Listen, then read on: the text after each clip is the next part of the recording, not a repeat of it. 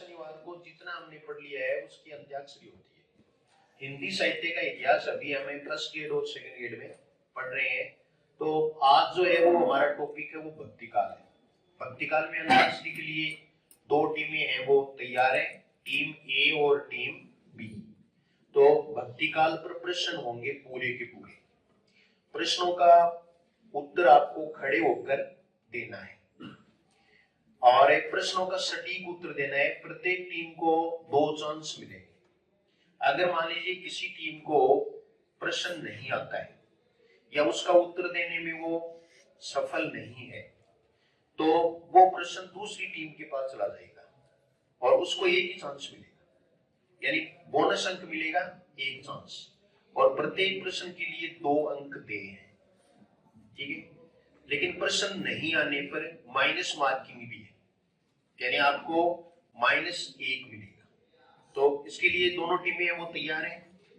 चलो पहला प्रश्न है वो टीम ए से। भक्ति काल को पूर्व मध्य काल नाम किस विद्वान ने दिया?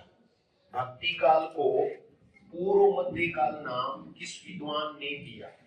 जो भी प्रश्न बताए वो हाथ ऊपर कर दे। चलो आप बताओ, आज तक आपने प्रश्न बताए नहीं शायद, जोर से बोलो। रामचंद्र शुक्ल। अपना परिचय बता दो।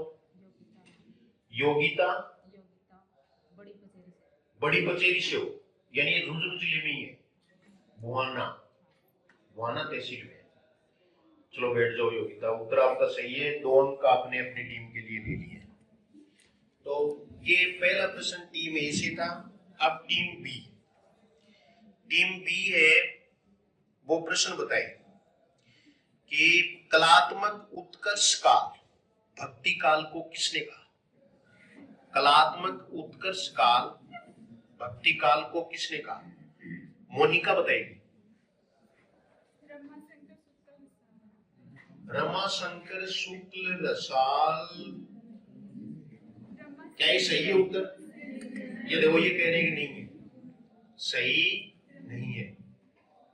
अंकिता बताएगी। हाँ, पृथ्वीनाथ कमल कुल श्रेष्ठ।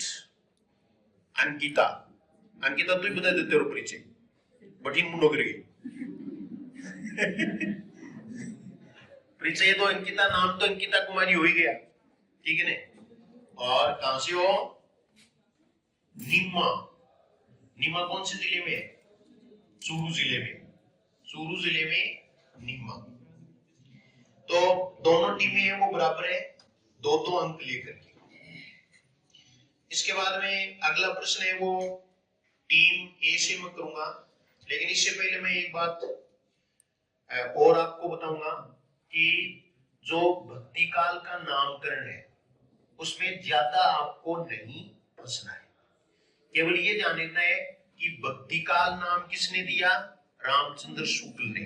पूर्व मध्य काल भी किसने कहा? रामचंद्र शुक्ल ने।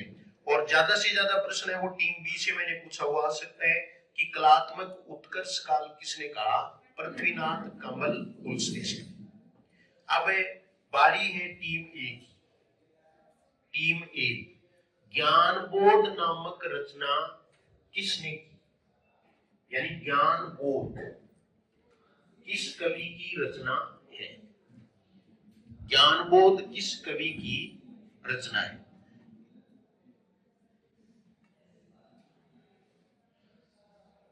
हाथ ऊपर कर रखा है या बीच में है? हाँ चलो दीपा बताइए। किसकी? मलुकदास की रचना है। उत्तर बिल्कुल सही है कि मलुकदास की रचना का नाम क्या है? ज्ञानबोध है, ठीक है। दीपा कहां से हो? आदर्श नगर बगड़ से। चलो ठीक है, बैठ जाओ। ये 2 अंक प्राप्त किए टीम ए ने। और प्रश्न टीम बी के पास जाए इससे पहले मैं आपको बता देता हूं कि ये जो ज्ञानबोध नामक रचना है इसके कितने खंड हैं। ये एडवांस क्वेश्चन हो गया कि ज्ञानबोध के खंड है वो कितने हैं। तो इसके 5 खंड हैं। इस ग्रंथ के कितने खंड हैं? 5 खंड। यानी इसमें देखो अंतः साधना, भक्ति, ज्ञान, वैराग्य, निवृत्ति और प्रवृत्ति, ये 5 इसके खंड माने गए हैं। तो 5 खंडों में मल्लुकदास की अन्य रचनाएं हैं वो कौन कौन सी हैं? रतन खान, भक्तवत्सावली, भक्ति विवेक, 12 खड़ी, राम अवतार लीला, ब्रज लीला, ध्रुव चरित्र, सुख सागर, ये इनकी अन्य रचनाएं हैं। यानी हमें अंत्याक्षरी से और भी बातें हैं वो थोड़ी सीखनी है, रिवाइज करनी है। तो अब बारी कौन सी टीम की है? बी टीम की बारी है। तो बी टीम वाले हैं वो बताएं कि हरडे वाणी और अंगवतु में किस संत की वाणियों का संकलन है? हरडे वाणी और अंगवतु में किस संत? हाँ, आप बताओ। किसकी? दादू दयाल की। नाम क्या है? रवीना। कहां से हो? इस्लामपुर या कांट से? हैं? दोनों से ही हो? चलो ठीक है, मतलब कांट से हो। चलो बैठ जाओ। हाँ, दादू दयाल की रचना है हरडेवाणी और अंगवधु, बस लेकिन इनके संकलन करता है वो अलग अलग है। हरडेवाणी के संकलन करता कौन है? संतदास और जगन्नाथ दास। और अंगवधु के संकलन करता कौन है? रज्जब जी। और दोनों ही किससे संबंधित हैं? दादू दयाल से। ये टीम बी ने भी 2 अंक प्राप्त कर लिए। मैं आपको जो ये प्रश्न पूछ रहा हूँ वो ऑथेंटिक बुक पूछ रहा हूँ, जहां आने की संभावना बन सकती है। अब इसमें कभी ये टीम ए है उससे बहुत सरल प्रश्न, इसलिए जो अभी तक जिन्होंने प्रश्न नहीं बताया है यहाँ अपने एक थोड़ा चेंज कर दें। कुछ है वो बिल्कुल भी प्रश्न नहीं बताते, तो सरल प्रश्न उनसे पूछा जाएगा इंडिकेट करके। वो भी टीम के लिए पहली बार उनसे पूछा जाएगा, फिर हाथ ऊपर करेंगे। समझ गए? हाँ, तो आपको ये बताना है कि कबीर को वाणी का डिक्टेटर किस विद्वान ने कहा? कबीर को वाणी का डिक्टेटर किस विद्वान ने कहा? हाँ चलो आप बताओ। हाँ, हजारी प्रसाद द्विवेदी ने। अपना परिचय बता दो, नाम गांव। नितेश कुमारी 8 से है। ये पहले भी आपने चांस लिया है फर्स्ट ग्रेड का और सेकंड ग्रेड का भी लिया, दोनों चांस लिए हैं। इस बार पूरी तैयारी के साथ हो, ठीक है? पूरी तैयारी के साथ आपका सिलेक्शन होना चाहिए। दो चांस आपने ले ली पहले, तो इस बार आपको फायदा होगा। चलो बैठ जाओ। अब है प्रश्न टीम बी से। टीम बी से प्रश्न है, तो टीम बी वाले ये बताएं, हजारी प्रसाद द्विवेदी ने कबीर को भगवान विष्णु का कौन सा अवतार माना? हजारी प्रसाद द्विवेदी ने कबीर को भगवान विष्णु के किस अवतार की प्रतिमूर्ति माना? किस अवतार की प्रतिमूर्ति माना? प्रश्न थोड़ा सा हार्ड है, इसलिए आपको ही सब पूरी टीम से ही प्रश्न है, हाथ ऊपर करें।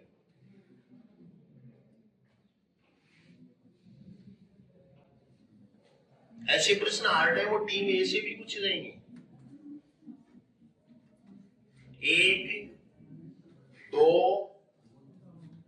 3 ये प्रश्न है वो टीम बी को नहीं है, तो इसको -1 अंक दिया जाए। -1 यही प्रश्न जाता है टीम ए के पास। टीम ए वाले बताएं।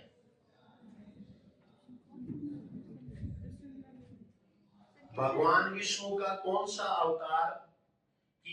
अवतार की प्रतिमूर्ति कहा है हजारी प्रसाद द्विवेदी ने कबीर को? 1 2 नहीं, कृष्ण का नहीं।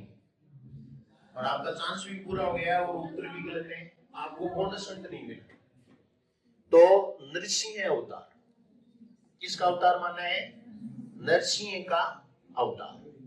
ये प्रश्न नया था, नरसिंह अवतार है। हाँ, तो विष्णु है, उन्होंने नरसिंह का अवतार है, उन्होंने लिया था, तो आपको चांस लेना चाहिए था। 2 चांस लेते तो आप प्रश्न पता नहीं सही भी हो सकता था। तो नरसिंह अवतार और थोड़ी विशेषता भी मिला लेते कबीर की, कि कबीर है वो अक्खड़ है, सपाट बयानी है, और नरसिंह अवतार है वो भी खूंखार थे। इसलिए बहुत सौम्य है, उनसे तो कबीर की तुलना की नहीं जा सकती, ये आप अनुमान लगा सकते थे। यानी आपको 4 विकल्प देते तो शायद आप कर देते, क्यों, यही मतलब है क्या? चलो ठीक है, अब बारी है टीम ए की। चलो टीम ए की बारी है। आचार्य रामचंद्र शुक्ल ने सूफी काव्य धारा का सबसे यानी पहला कवि किसको माना, सर्वप्रथम कवि?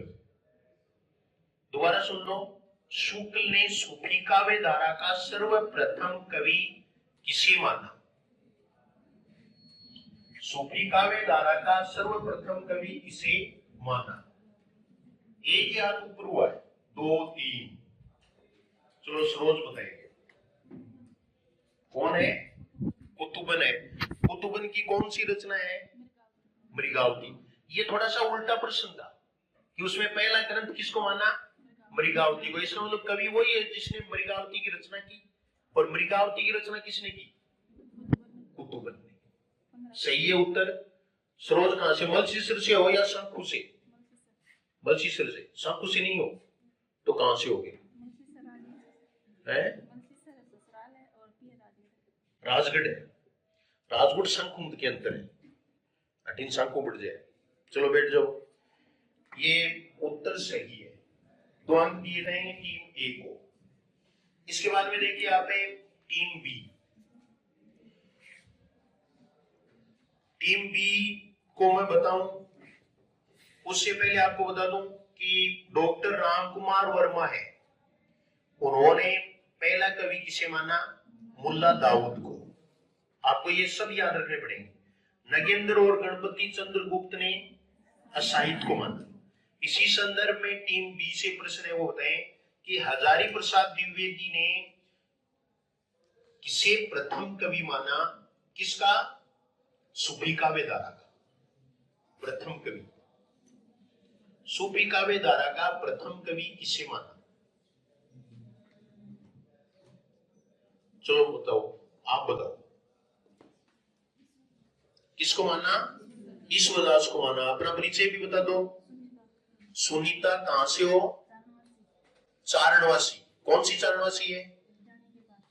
रिजानी के पास है, वही है चारणों वाली। चारणों वाली चारणवासी है, सासरी के पास जाता है। हाँ चलो ठीक है सुनीता, अच्छा प्रश्न बताया तुमने, सही है प्रश्न।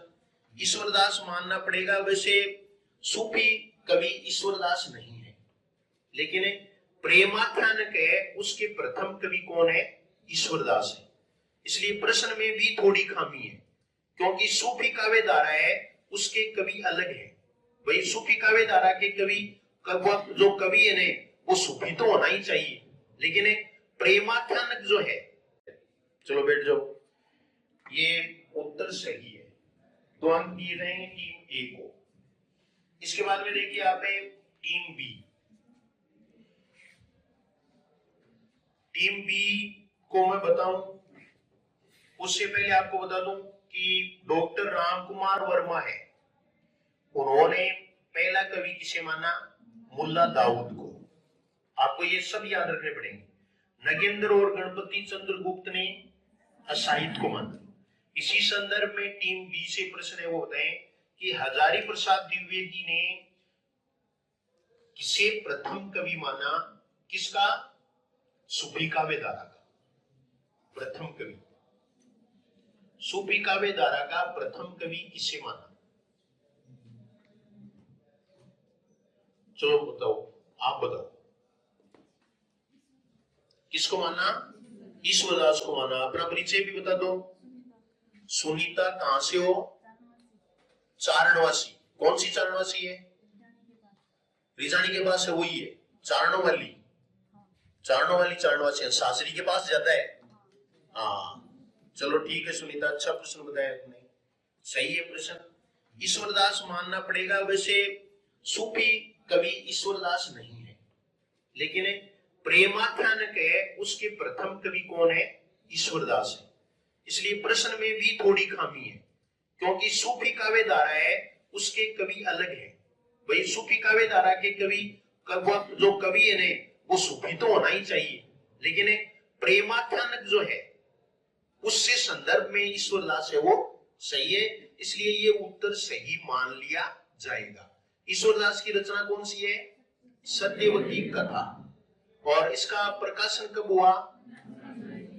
1501 ईस्वी में। मृगावती का 1503 ईस्वी में। इसके अलावा आप बताओ कि असाहित्य की कौन सी रचना है? हंसावली का प्रकाशन 1370 और 79 में चक्कर पड़ेगा। 79 में दो चांद दिखी जागो, इसलिए 1379 में कौन सी रचना है? चंदाई। 1379 में कौन सा है? पाड़ो बोलोगा तो एक तो 70 को ही लिखोगा और एक 79 को ही लिखोगा, तो चांद कौन सब लिखोगा पाना है 79 में, तो 79 में वो है चंदाई। अब है वो प्रश्न टीम ए से है, टीम ए से प्रश्न है, तो बताएं सखी संप्रदाय का प्रवर्तक कौन है? सखी संप्रदाय का प्रवर्तक आप बताओ कौन है? हरिदास। सखी संप्रदाय के प्रवर्तक हरिदास हैं, ये बिल्कुल सही है। क्या नाम है? सुलोचना या सिलोचना है? नाम सही बताओ, सिलोचना है या सुलोचना? दोनों ही है, कहे वो ठीक है। चलो हाँ, गांव कौन सा है? राजगढ़ के पास। चलो ठीक है, प्रश्न सही बताया, 2 अंक ए टीम को मिलेंगे। और अब प्रश्न है टीम बी से। टीम बी वाले तैयार रहे प्रश्न के लिए, और इसमें आप बताएं कि भक्ति द्राविड उपजी लाए रामानंद, प्रकट किया कबीर ने 7 दीप 9 खंड। यह पंक्तियां किस कवि की है? यह पंक्तियां किस कवि की है? भक्ति द्राविडी उपजी लाए रामानंद, यानी दक्षिण में इसका उदय हुआ और उत्तरी भारत में कौन लाए? रामानंद लाए। प्रकट किया कबीर ने 7 दीप 9 खंड, ये पंक्तियां हैं वो किसकी हैं? ये तो आपको लिखवाया हुआ भी है, किस कवि की है ये नहीं लिखवाया, तो क्या लिखवाया? लिखा रखिए नहीं। ये देखो टीम ए वाले कह रहे हैं कि लिखवा रखा है, देख मत लेना अब।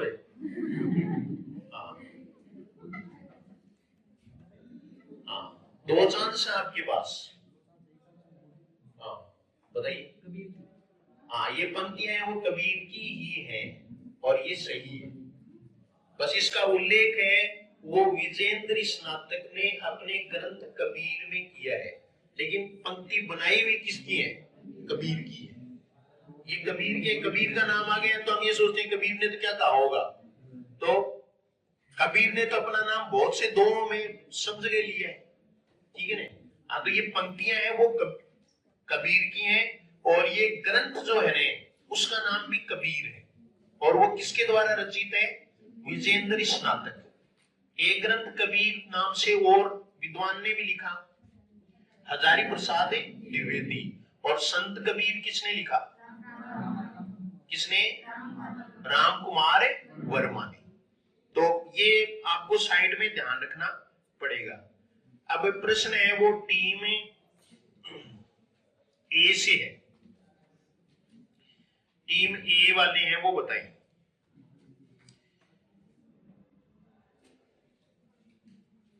इसमें आप बताओ पद्मावत महाकाव्य में कुल कितने खंड हैं? पद्मावत महाकाव्य में कुल कितने खंड हैं? चलो चंद्रकला बताइए। चंद्रकला कितने हैं? 57, यानी 57। इसमें सबसे प्रसिद्ध खंड है जिसको हिंदी साहित्य की अनुपम नीति कहा जाता है, उस खंड का क्या नाम है?